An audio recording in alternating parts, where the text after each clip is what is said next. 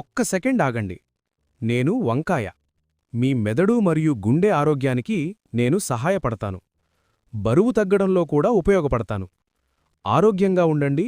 Fruit talk తెలుగును subscribe చేయండి. నాసునిన్ అనే యాంటీఆక్సిడెంట్ నాలో ఉంటుంది. అది మెదడు కణాలను రక్షించడంలో సహాయపడుతుంది. ఫైబర్ మరియు పొటాషియం నాలో ఉన్నాయి. చెడు కొలెస్ట్రాల్ను తగ్గించి గుండె ఆరోగ్యాన్ని కాపాడుతాను.